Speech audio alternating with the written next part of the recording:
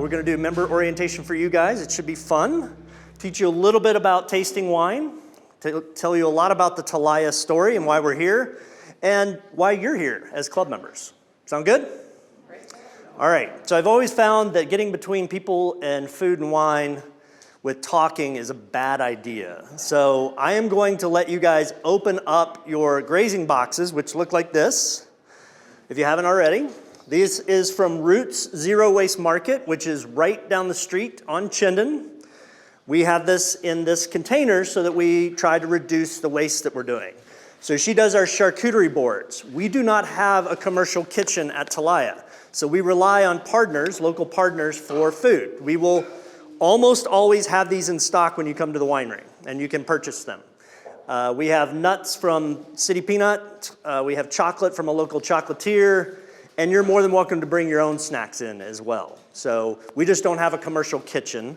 And so we find alternatives, and we try to support local as much as we can, which is why we have Roots. And so she has a little thing of meats and cheeses. You guys dig in. And then we're going to talk about some wines. I'll go through the first two wines, and then we'll start talking about the club. Does that sound good? So the first wine you have is a little bit of light pink bubbles. This is what I refer to as my gateway wine, bubbles. That's what I have at night when I get home. And we, for years, have been selling somebody else's bubbles because I don't make bubbles traditionally. The assistant winemaker that I had for 7 years is Haley Mender, who owns 3100 Cellars. It's a very good champagne brand here in Boise. It's actually made in this building. So out of professional courtesy, I never made bubbles. She left our winemaking team 2 years ago, and so now I'm making bubbles. But instead of doing the wine work, which is carrying the fruit in and processing the fruit and doing all of that, we actually contracted to have it made to a specific formula for us. So that specific formula is 85% Chardonnay, 15% Pinot Noir, and that's the nice light pink. And it's Champenois. So there are two different ways to make champagne, Champenois and Charmat. Champenois is, well, we can't call it champagne because we're not in the Champagne region of France, and that is a rule. For anybody who's been to the bourbon country in Kentucky, that is not a rule. I grew up in Kentucky. It's 51% corn, 2 years in a new American oak barrel makes it bourbon. But in France, it has to be in the Champagne region to be true champagne. This is Champenois method. And the way you can tell is because what they do is they add yeast and sugar back to the bottle after they've made their base wine. Yeast create carbon dioxide as they ferment, as they chew up sugar, and it has no place to go because it's in the bottle. And that drives it into solution. Really tiny bubbles. Charmat method is they make the base wine and they infuse it with bubbles, carbon dioxide, the same way you would do Coca-Cola. So when you get a cava or a Prosecco, if you'll notice, the bubbles are much larger. And that's kind of how you can tell which one you're doing. Now, normally we would swirl our wines and do that, and I'll show you that with the next one. But with this one, bubbles, you got to be a little bit more careful. If you start to stick your nose in it, that carbon dioxide is really going to hit you. So the trick is to keep your mouth open as you're sniffing. And it doesn't burn your nose as much. And you get a little bit of the flavor. And it's just got that nice, bright acidity. Champagnes, sparkling wines, are typically lower in alcohol because they harvest them much earlier. It's the first thing that comes into this building during harvest, which starts in about August. So we're done with Haley's processing of her champagnes for 3100 Cellars before we even start on any of Telaya's wines because they happen so early. You pick them early because you're going to add sugar and yeast to them after you've already made the first wine, so you don't want a huge high alcohol one, and you want brighter acid in the wine. So, cheers. So that's a Blanc de Noir, Chardonnay and Pinot Noir. Again, I didn't do the wine work, I did the wine making. And the difference is I didn't get dirty and I didn't have to do punch downs and I didn't have to do the racking and do all that stuff. I had to write all the work orders. I had to taste it, the hard job. I had to go through and dial in the formula to get to the right blend of juice that we wanted to get the right color and to get the right flavor profile. That's why when you look at this bottle, the label looks a little bit different because it doesn't have Carrie and I's signatures on it. All of our other labels have our signature on them. And we'll continue to have this made for us over the next several years. I don't know that I'll ever go to making Champenois method juice. It's backbreaking wine work because they go and they turn the bottles a quarter turn twice a day just to make sure that that yeast goes all the way to the head so they can get it out. Now, the second wine you have is a rosé of Syrah. So when we're looking at wines, as a winemaker, we typically try to look at it on a lighter colored background. And for white wines and rosés, what we're really looking for is the absence of brown. Now, this is a light rosé. Rosés are made by taking a red wine grape, which all the color and all the flavor in a red wine grape is in the skin, and putting it in the press like you would a white wine grape. You put it in the press right away. That 2 to 3 hours of skin contact gives it the light pink color. Now, we have another rosé, which I'm sure somebody will be able to bring to me, that I can show you is a very different color because my wife, who's the white wine and rosé winemaker, she likes it a little bit darker rosé. And so with this, you can see how dark that rosé is. So what happened was we brought this wine in and we treated it like a red wine. We destemmed it, we sorted it, we destemmed it. It went into a vessel, and then the next morning we treated it like a white wine. So our red wines, which you can see are very dark, are on the skins for about 18 days before they get pressed off. This rosé was on the skins for about 12 hours. This one was on the skins for about 3 hours. And so what we're doing is we're looking for this, and we're looking at the color, kind of determining what kind of rosé it is, and then we're looking to make sure it hasn't browned. So white wines, especially, when exposed to oxygen, will brown. It oxidizes. Same thing that happens when you cut an apple and put it in the fridge. A lot of that happens with white wines and can happen with rosés because they're a little more delicate. A lot of people come in the winery and say, I can't drink red wines because the sulfites give me a headache, but I can drink white wines. And we have to politely steer the conversation to the fact that white wines traditionally have 4 times more sulfur in them than red wines. What's happening is, if you're getting a headache from drinking red wines, A, you're either doing too much, I can't help you with that, or you're having a histamine response, an allergic reaction to the tannins. And the tannins are the things that grab you right back here in a red wine. Okay? In a white wine, we typically feel the white wine's right here, and that's the acid in the wine. And you want a white wine to have a high acid level because if it doesn't, it's what we refer to as flabby. And flabby wines is kind of like drinking a flat Coke. It just doesn't feel good in the mouth, it doesn't taste good, it doesn't taste right. So we often have to add acid to the wines on incredibly difficult years like this year, where we had a really cold summer and a really hot summer. And I know most people remember the hot part of the summer. Do you remember that it snowed May 9th? June 16th, which I think was Savor, Idaho, we had a fire in our fireplace at home because it was so cold. So we had a really cold summer until it was really hot. So the acids dropped out of the wines. We had to add acid to almost every wine that came in this building this year. And we add a food grade acid that I'm going to guess that you guys have all had before. It's called tartaric acid. It's the little white crystals on the outside of Lemon Drops, Sour Patch Kids, any of the sour candies that you've ever had. Same stuff. We just add it to the wine to a certain level so we can make sure the wine's not flabby. Now, if the wine is brown, that means it's got an oxygen on it, which means it's going to change the taste and the flavor, the quality of the wine, and it means it's not good, unless it's a really old white wine that's aged in the bottle. So we're looking at the color, and then counterintuitively, the first thing we do is we put some oxygen on it.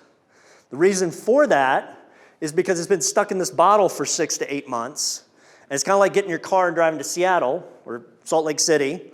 You got to get out and stretch. You want those wine aromas to be moving about. If you ever see a winemaker holding a glass like this, it means the wine's too cold. Okay? Most people serve their white wines too cold and their red wines too hot. So if you don't have a professional wine refrigerator, which would store them at about 57 degrees, whites and reds, you put them in the kitchen fridge, which is closer to 30 degrees, or you have them on a shelf in your kitchen, which is room temperature, the white wines are too cold and you won't get the aromatics. It's kind of like a person. They just won't move around because they're too cold. And that's why we warm it up in our hands if it's too cold. If it's too warm, alcohol is volatile. If you've seen a flambe where people throw the alcohol in the pan and it lights on fire and then goes away, when you smell a red wine and it's too warm, all you're getting is the alcohol. So if you don't have the benefit of having a professional wine fridge, what you can do is you can put your white wine on the counter 15 minutes before you're going to serve it, let it warm up a little bit, put your red wine in the fridge 15 minutes before you're going to serve it and cool it down a little bit. So it's a rule of 15. Okay? So then we smell it. So we swirl it, and we stick our nose in it. Get like peach. Maybe peach blossoms, maybe a little bit of citrus. Then we take a sip. And if that's the first wine you've had, we had the sparkling, so I know it's not. But if it's the first wine you have, the first thing you do is forget all about that sip. It just got whatever was in your mouth out. Toothpaste, Diet Coke for me. I mean, it was whatever you had before, right? And then we take another sip.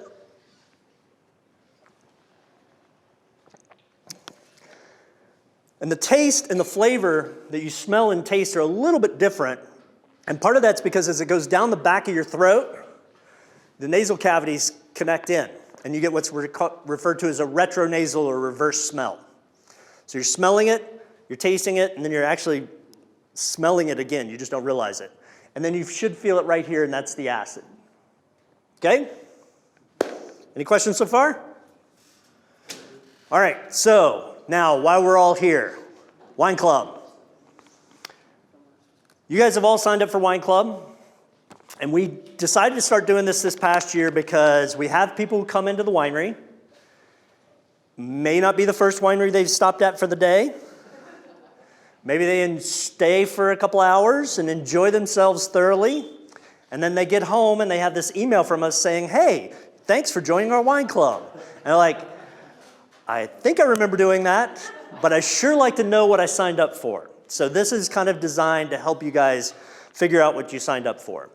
And you've all been through an allotment. We do 2 allotments a year, one in the spring and one in the fall. We just finished the fall allotment. The next one will happen in the March, April time frame of next year. And what will happen is you will get a series of emails ahead of that says, it's about time for the allotments. Here are all the events that we're going to do. And we do a ton of different events. We do free tasting events where you can come in and taste all the new wines. There are about 4 of those during the release month. We do either a brunch or a lunch or a dinner. We have what's called a taste and bite, which is 5 small tastes with 5 wines paired so that you guys can try the different wines. So we have a whole series of different types of events you can do to pick out your wine. Now let's say you just had this beautiful vacation for 2 months and you were overseas and you didn't get our emails or you didn't want to get our emails, and you come back and we have charged your credit card because at some point we're going to charge you if you haven't come in to pick up your wines. We got about 180 of those people that are still due to pick up their wines. Don't be that person. But when they come in, if they say, hey, you know, I really don't like Sauvignon Blanc, can I trade it for another Turris instead? As long as we have it in stock, yes, you can still change it out to the second you're walking out the door. We want you to get the wines that you want, all right?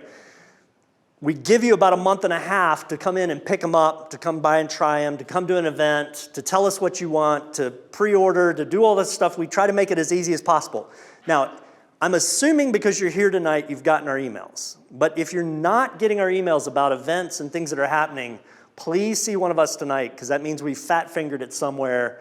And we've had that happen where we put in the wrong letter or something gets transposed, and we don't want you to miss those emails because they are critical. One of the other benefits is you get notified of events prior to anybody else. So all of our events sell out. Club members typically are almost 90% of our events because they get the event emails first. Now, you also, sorry, I've gotten old. You also get preferred pricing. So we exist because of the generosity of the community that supports our winery. You as wine club members are incredibly valuable to us because you're advocates for us. We don't do any advertising. We have a sign out on Chinden, and that's it. We don't put ads in the magazines. We don't run radio ads. All of ours is word of mouth and people going by on the Greenbelt. And so our club members are our advocates. You guys allow us to do what we love to do, which is make wine. Because with you, we have predictability to our business. So we want to make sure we take care of you. So you have preferred pricing. Your bottles are anywhere from $2 to $5 a bottle cheaper than if you walk in off the street. When you come back to the winery after your allotments, you get and buy a glass of wine, it's $3 cheaper than if somebody's walking in off the street. If you get a flight of wine, which is 4 3-ounce pours, that's $5 cheaper than if somebody walks in off the street. Now, let's say it's the holidays, and you've done your allotment, and you've got family coming into town, and you decide you need some wine to be able to adequately deal with the family dynamics. If you knew my sister, you'd know I buy things in case quantities. Sorry, sis. We want you guys to get all of the benefits. So if you buy additional wine outside of the 2 allotments, you either get 10 or 12% discount on those in addition to your wine club price. Okay? So you get additional discounts. If you buy a full case, you get the case discount in addition. So if you're in our Teton Club, you're getting 22% off that case at your wine club price, which is about 30% off of retail. It's what we sell it to the restaurants for. So it's a really good deal if you have entertaining to do or corporate gifting to do, things like that. If you get that case, you make a case discount in addition to your additional wine club discount, in addition to your preferred pricing. So we really try to make it so that you guys get all of the benefits.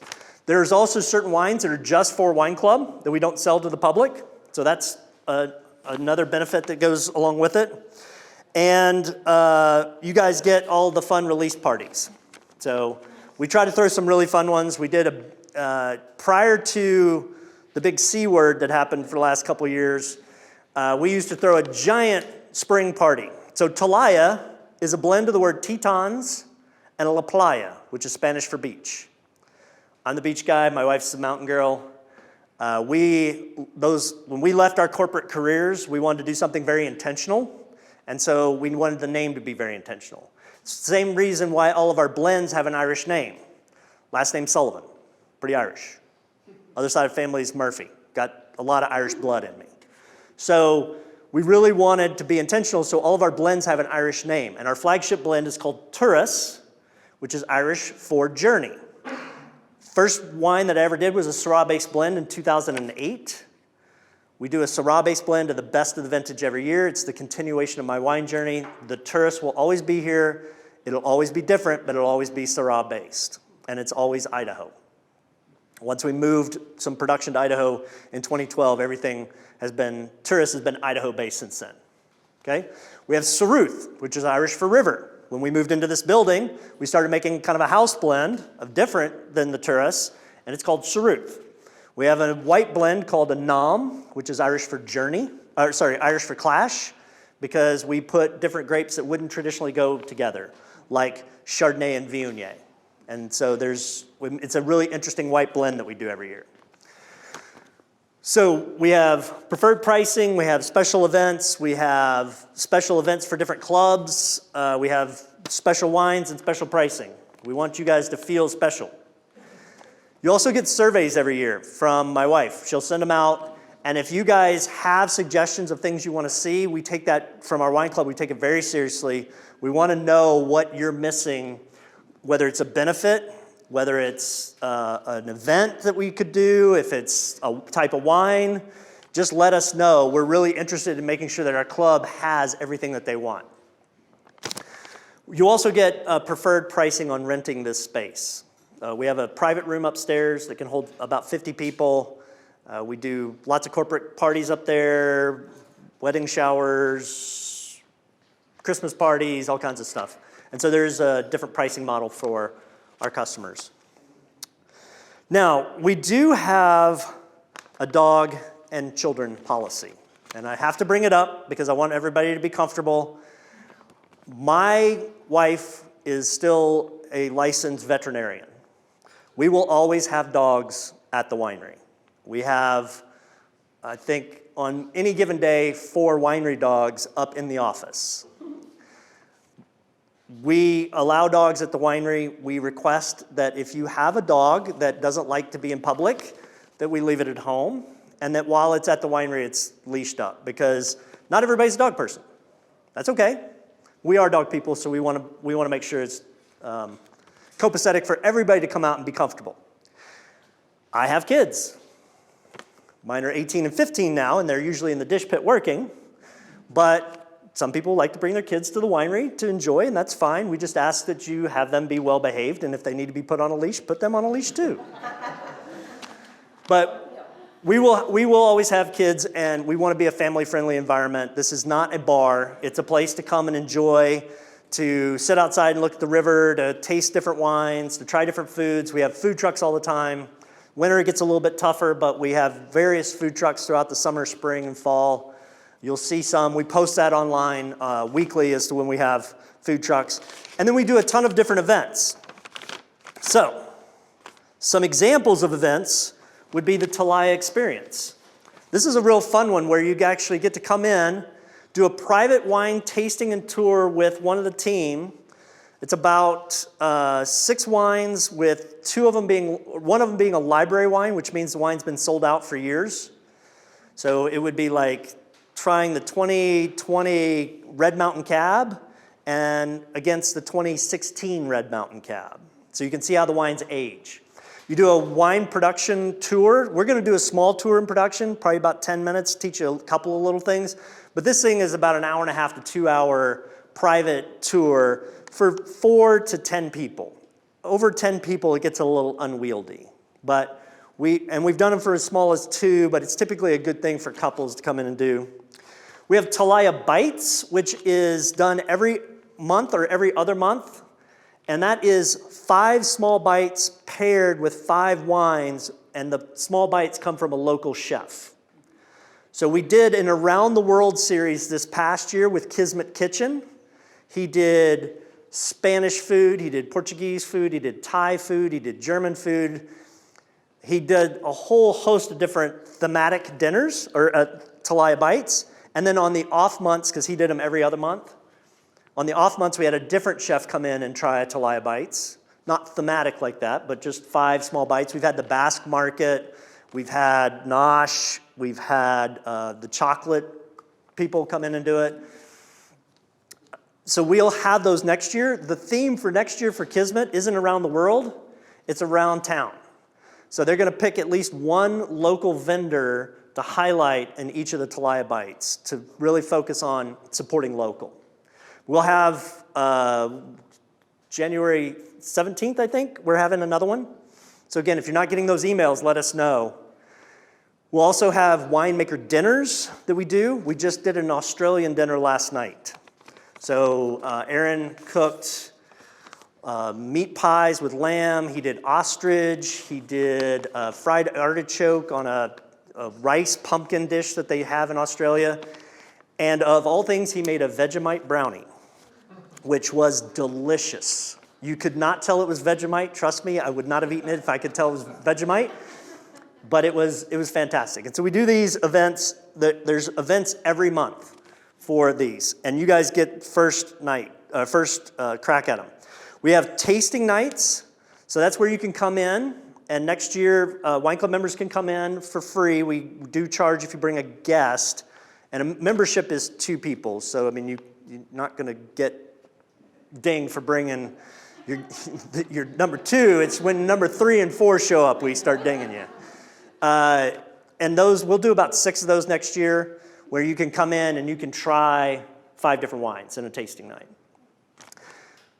If we do a new release, and it's kind of fun, when we do events like this, we try to reward you guys for paying attention and coming in and participating.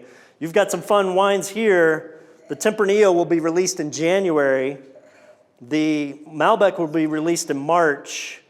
And the Quintessence, I think, is already out. Just came out last month. So you guys are getting to try tonight 2 things that won't be released until January and March. The times when we do wine releases, when you come into the winery, you tell them us a club member, and we're obviously going to bring you a free splash of it so you can try the new stuff. We want you guys to be able to try all the wines, okay? Then we have Telaya Education. So we do an education series, and they're different ones every year. We've done a glass class, so you can see how the shape of the glass actually affects the flavor of the wine. We've done a blending class where you can actually see how we blend wines together and try to make your own wine. We do vineyard education where we go out in the vineyard and we'll have maybe a lunch or a brunch, and we'll take you through the vineyards and you can watch our pickers picking.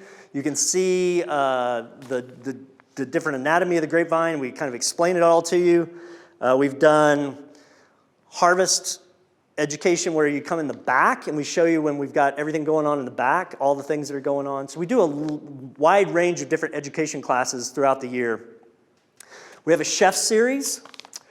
So the next one coming up is the 29th of December, and it's with Roots, and she's going to teach you how to make a holiday charcuterie board, and then you get to take it with you when you get done.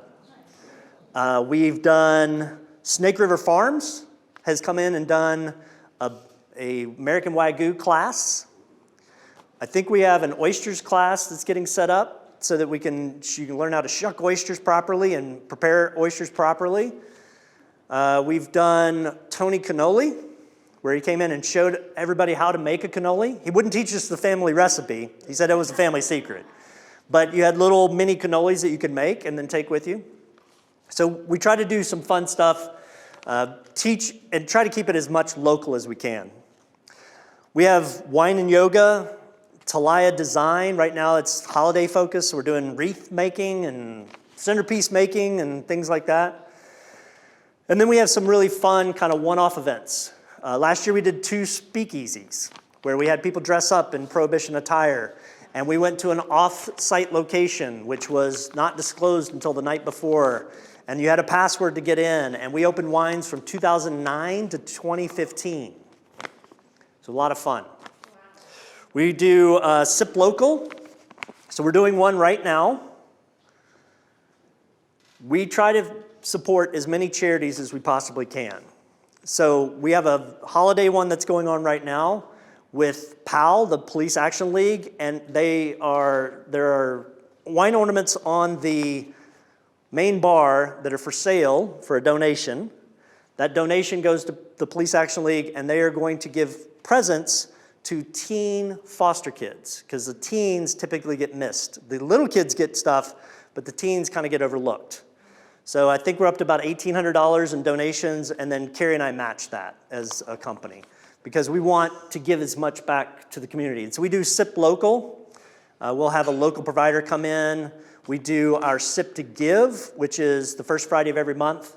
We have a charity that comes to mind from one of our employees, and then we donate a percentage of our sales back to that charity every month. So there's a lot of different events that go on that have either an educational aspect or a community aspect or just a fun aspect. So you get kind of a wide range to pick from. And then this coming weekend's Fill Your Cellar, isn't it? So a lot of people haven't gotten to try my older wines, especially if you're new wine club members. I've been making wine since 2008. I've tried the 2008 just the other day, and it's tasting delightful. But it's hard for you guys to try older wines if you can't hold on to them and or you weren't here. So every other month, we bring out 3 library wines, and we offer them in a flight or by the glass, and you can try different library wines. So the ones that are coming up are a 2016 Cunoise, which is a Northern Rhone varietal, 17 Malbec, and an 18 Nebbiolo. So, and the Nebbiolo is the base grape for Barolos in Italy. That's one of my favorite wines to make. We told you that we were on the skins for 18 days. Most wineries are on the skins for 6 to 8 days. We're on the skins for 18, which is much longer. Barolos are on the skins for up to 50 days. I don't know how they do it. I went to Italy and studied. I got 31 out of that one before I lost my intestinal fortitude and had to put it into a barrel and get it going so that we didn't ruin it. All right. What questions do you guys have? Anyone? So what we're going to do is we're going to taste through 2 more reds, and then we're going to take a little tour into production and let you guys see a little bit of behind the scenes. It is very crowded in production right now. We just finished harvest about 2 weeks ago, the latest harvest we've had in my 14 years of making wine. We also did a little bit more because we have people keep coming in, which is great. It's a great problem to have. Last year, we did 87 tons of production.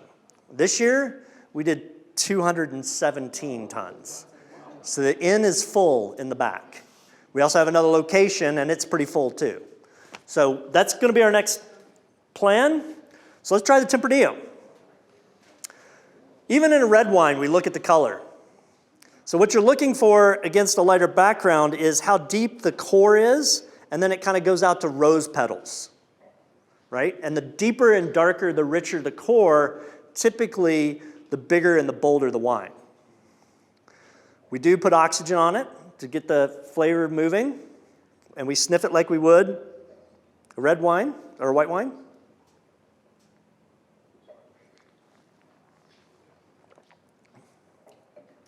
And this one's pretty smooth. It doesn't have a lot of tannins, but the tannins are the things that grab you right here.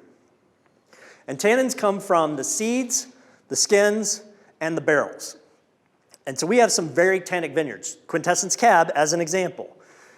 Red Mountain is known for being really heavy with the tannins from the soils. So we actually have different techniques we use in the manufacturing of that so that it's not so tannic you can't try it. Now, if you put your finger on the map on Boise, on the globe, everybody here knows what a globe is. Trying to tell my 15-year-old, my 18-year-old what a globe is they're like getting their iPhones out. I'm like, no. Go in my office and look at the globe. It's a big round thing. Earth is right. Yeah. Put your finger on Boise and spin the globe. You come across the Rioja region of Spain, Tempranillo, and the northern Rhone region of France, Viognier, Syrah. If you flip the globe on its head and do the same latitude, Malbec. So those are the things that grow well in the Snake River Valley where we are.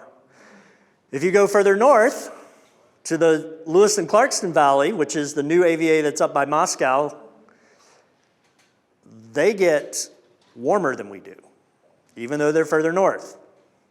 They're at sea level. Lewiston's the furthest inland port in the United States. You can get on a boat in Lewiston and make it all the way to the Pacific. So because they're different elevation, they can get different things ripe that we can't get ripe down here. So things that don't ripen really well in our valley are Cab Franc, Petit Syrah, Zinfandel, the things that take a really long time to ripen, or the things that can't take the intensity of the sun, Pinot Noir. Now, does that mean they're not grown here? They are. This is a third career for me, a second career for my wife. And we set out when we made this career decision was to make the best wine we could possibly make. So we have 4 vineyards in Idaho, and we have 5 in Washington. And Washington delivers predominantly Cab and Cab Franc to us. A little bit of whites up there, some Syrah, but predominantly what we get from Washington, which is about 4.5 hours away to the Tri-Cities, is Cab. There's a chemical in red wine grapes called methoxypyrazine. It's the same chemical that gives green bell peppers their flavor. And if it doesn't ripen enough, you get that raw vegetable flavor in the wine. And you can taste that in a lot of Idaho cabs. So we just choose to go to Washington to get those. And that's just it's a choice for us to be able to make the best quality wine. And we're getting them from fabulous producers. Our Discovery Cab, our 2019 Discovery Cab was voted the best cab in the Pacific Northwest. What we win awards for, though, is our Syrah from Idaho. So the 2018 Syrah from Idaho was voted the best wine in the Pacific Northwest 2 years ago. It beat out 700 other wineries in British Columbia, Washington, Oregon, Idaho, and Montana. It's the first time Idaho's ever won a major regional competition. The 2019 Syrah, which I think actually tastes better than the 2018, was up for Best of Show again, but I got beat. And I got beat by the lady that I previously mentioned, Haley, who was my former assistant winemaker. So I feel like we're doing all right. But Syrah grows really well here. So the things you see from Idaho from us, Syrah, Viognier, Chardonnay. Chardonnay's a weed, it grows everywhere. Petit Verdot grows really well down here. Malbec grows really well down here. So you'll see some really fun wines from us from Idaho. And then the stuff from Washington is stuff that we just source. And we bring it all back here. It all gets made here. I just have to drive to Washington to pick it up. All right, and then the next wine is Malbec, 2020 Snake River Malbec. We'll release this in March. So if we smell this one, cherries, Cherry Jolly Rancher.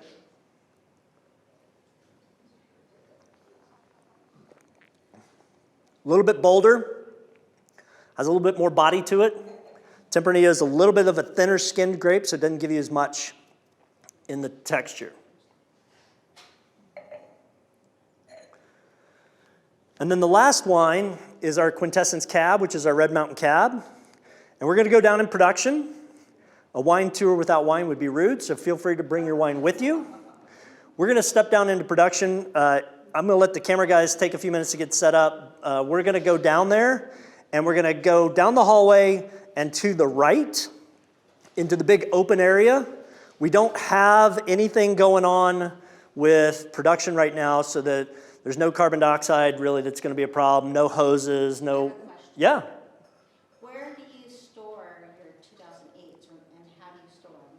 That you can drink them like 14 years later. So all of our wine's stored in professional wine refrigeration, 57 degrees here. Okay. And it's stored, our wine is stored what's referred to as Sur Point. Oh, okay. And the reason for that is it keeps the cork wet. If you store your wines like this, the cork will dry out. If you look at a wine, there's a difference between the bottom of the juice and the bottom of the cork, or the top of the juice and the bottom of the cork. That's called the ullage. If you notice, if you store it on its side, that bubble goes to the top and keeps your wine cork wet, which is why if you don't have the ability to store like this, storing like this is better. Now, we store like this because we can stack. Storing like this, you get a little bit of, it goes nice in a wine rack, but it doesn't do well when you have 10,000 cases of it. Yeah. I mean, we all have that. Right. Yeah, I have the best wine collection in town. So yeah, we store it here. We keep about 9 cases of every wine that we make. And then when we do things like library weekends or the speakeasies, we run through it. And then when we get to a certain point, like the 2008 isn't for sale anymore. There's only 11 bottles of it. And those are my 11. Spoils of war. But we have done verticals for people where we, they want to try 9, 10, 11, 12 of something. We've had people come in and say, hey, I had this party, I drank one of these wines, I didn't realize it was my last one, can I buy a library wine? And if we have enough, we will sell it to you. They're not cheap. because, I've been sitting on them for a couple of years, and it takes a lot of money to make really high quality wine. 87% of all wine consumed in the US is consumed within 30 days of purchase. So most of the aging is done on the car ride home. Winemakers know that, and they can cut corners. We make all of our wine to be aged. So if you try my older wines, you'll actually find out that they're smoother, a little bit more elegant, because I make them to be aged. I make them to be 3, 4, 5 years. And we're right now with that giant increase in production, we're actually gonna do some 3-year barrel aging of our wines and roll out a reserve wine program. All right, so grab a glass and let's go back into production, and then we're gonna teach you some stuff. So this is our production space. Harvest is from about the middle of August to traditionally about the 1st of November. I typically pull Boucher Cab and Cab Franc on the 31st and 1st, October and November. So 31st of October, 1st of November. For the last 14 years, with the exception of this year, which was November 7th. So we were much later this year. The fruit comes in here, whole cluster, hand-picked from our different vineyards, and we've moved all of our equipment outside today so that you guys can actually be back here. But there's sorting tables. So we drop the fruit on a sorting table, and we pick out all the things we don't want. Traditionally, leaves. But we have one vineyard that has winery dogs, and they have kibble out in the field because they feed their dogs outside, and the magpies get it, and they take it, and they deposit it in the vineyards. And we always pick kibble out of that vineyard because it's coming down the train. Then we de-stem it. We run it through a machine that knocks it off the stems, and then we actually sort it again. We put it on another sorting table. So most wineries bring their fruit in, it goes straight into a de-stemmer. It takes 2 people, a forklift operator and a machine operator, about 15 minutes to do 1 ton of fruit. 1 ton will give you 2 barrels or about 50 cases. We did 217 tons. It takes us about 8 people and about 40 minutes to do that same ton. So 2 and 15 or 8 and 40. I always make the same analogy. You can make sushi with 3-week-old fish. I don't recommend it, but it's technically still sushi. You can make wine with bad wine grapes. I don't recommend it, but it's still technically wine. So we're trying to make the highest quality wine that we can. Comes in, sorted, destemmed, resorted, goes into a cold soak in one of these barrel rooms for 10 days, and it comes out on the floor. We add yeast, and we ferment it. Once it's done with fermenting, it goes into our press, and then it goes into one of these babies. Now, just to give you some context, and you guys can see how many barrels there are down through there, each one of these costs $1,200, brand new. We bought about 100 of these this year. So they're really expensive, and we take really good care of them. Now, if you look at the names on them, this one says Marry You, that little gold plate says Troy, you have Durot, Epic, Sigyn Moreau. That's a cooperage. A cooper is to a barrel what a cobbler is to a shoe. It's just the artist that made it. And then you can see something like M+, or medium, MTTH. So this is a medium plus toasted. They don't charm like a bourbon barrel. Medium plus TH, which means toasted heads. The heads are toasted. Traditionally, they're not. Adds about 30% more surface area. And then sometimes they'll tell you where they're from. Do I have any gambas out here? I don't, do I? So if I had a gamba barrel out here, it would probably say Allier underneath it. That's the forest in France. All of our barrels come from France. Different forests are like different vineyards. They have different flavors based on the minerality of the soil and where the trees are growing. And so I use predominantly Allier and Juppy, a little bit of Nocet and Trancet. Juppy and all these are white oak. When they skin the bark off of a Juppy log, it's pink because of the minerality of the soil. So that can affect the flavor of the barrel. Where the wine is, or where the wood is aged has an impact too. So Troy barrels are in Bordeaux. Hot and humid in the summer, cold and wet in the winter. Lots of moisture gets on this wood while it sits outside in the wood yard. So this barrel gives me vanilla, caramel, and toffee flavoring.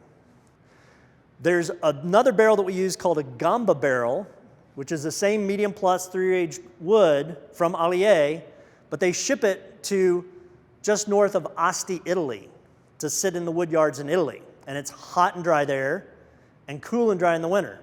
Not a lot of moisture gets on that wood. That wood, even though it's the same forest, same age, same toast, instead of vanilla, caramel, and toffee, gives me bacon, sausage, and smoke. Now, this wood had bacon, sausage, and smoke in it. It's just all on the ground now because it's washed out. This one has vanillin, which is what gives it the vanilla flavor. That's in the gamba barrel too. It's just buried under those harsher flavors. So we have to know everything about these barrels. We have to know that the Mary U barrel gives us coffee flavors. We have to know that the gamba barrel gives us sausage flavors, that the Hermitage barrel gives us chocolate flavors. Because this is our spice rack. When you taste a wine and you taste vanilla, chocolate, coffee, you're tasting the barrel.